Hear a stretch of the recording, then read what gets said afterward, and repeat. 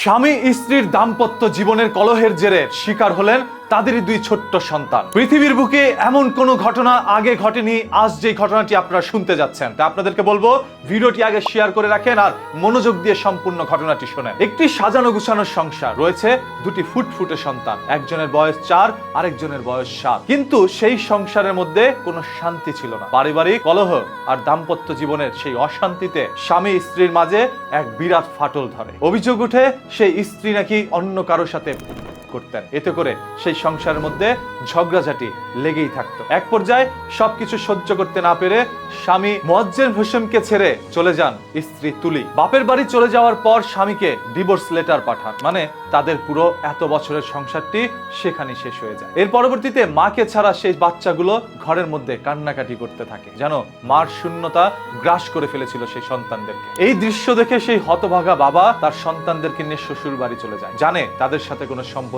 নেই, কিন্তু কি করবে, দেয়ালে যখন পিঠ থেকে যায় তখন সবকিছু মেনে নিতে হয়। সন্তানদের সুখের জন্য যখন শ্বশুর বাড়ি গেল যে আমার সন্তানরা তোমাকে ছাড়া কান্না করে, তুমি ওদেরকে রেখে দাও, তখন রাখবে তো নাই, বরঞ্চ তাদেরকে আরো অপমান করে সেই বাড়ি থেকে বের করে দেয়। শ্বশুর শাশুড়ি সেই বাড়ির আত্মীয় স্বজন সবাই বলে আমরা ওদেরকে কোনো পরিচয় দিব না। অপমান হয়ে বাবা সেই সন্তানদেরকে নিয়ে বাড়িতে ফেরত আসে। সন্তানরা সে রাতের বেলা আবারও কান্নাকাটি করতে থাকে, মায়ের শূন্যতা। বাবা এইগুলো দেখে আর সহ্য করতে না পেরে আর অপমান যখন তাকে বারবার ভিতর থেকে পোড়াচ্ছিল, তখন সে এক নিষ্ঠুর পরিকল্পনায় মগ্ন হয়ে যান। তার সেই পরিকল্পনাটি ছিল সেই 7 আর 4 বছরের সেই ছোট্ট সন্তান দুটোকে নির্মম ভাবে দুনিয়া থেকে, হ্যাঁ তাই করেছেন। বাবা বাধ্য হয়েছেন তার সন্তানদেরকে দুনিয়া থেকে সরিয়ে দিয়ে নিজে পালানোর, কিন্তু ইতিমধ্যেই আইন শৃঙ্খলা বাহিনীর তদন্তে হয়তোবা সে বাবাকে গ্রেফতারও করা হয়েছে। এখন বাবা সন্তানদের জীবন শেষ হয়ে গিয়েছে, অন্যদিকে তুলি সে প্রেমিককে নিয়ে বা অন্য কারো হাত ধরে নতুন করে সংসার সাজাবে, সে সবকিছু ভুলে যাবে। এদিকে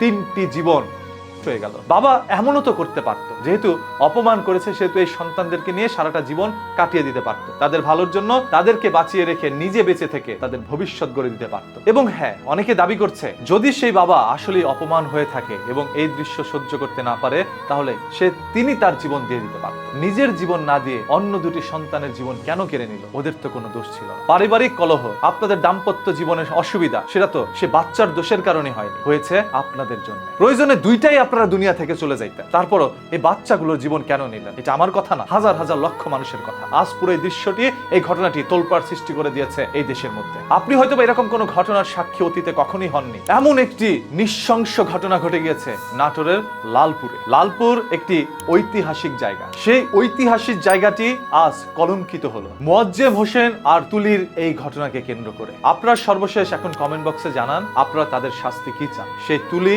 আসলে কি অপরাধ করেছে, তার শাস্তি কতটুকু ভয়ঙ্কর হতে পারে? আইন শৃঙ্খলা বাহিনীর কাছে এটাই আমাদের আহ্বান, তারা তদন্ত করে আরো চাঞ্চল্যকর তথ্যগুলো উদ্ঘাটন করুক জনসমক্ষে, যাতে করে মানুষ আরো সত্য জানতে পারে। হ্যাঁ, ওই সকল সত্য জানার জন্য চোখ রাখুন নিউজ কিতে। কথা দিচ্ছি মাটির নিচ থেকে লুকোনো সত্য বের করে আপনাদের সামনে উন্মোচন করব। যতদিন এই দেহে প্রাণ আছে, সত্য বলে যাওয়ার এক সংগ্রামে আমরা অটুট থাকবো। তাই পেজটাকে এখনই ফলো করে রাখেন যদি আপনি সত্যের একজন সৈনিক হতে চান।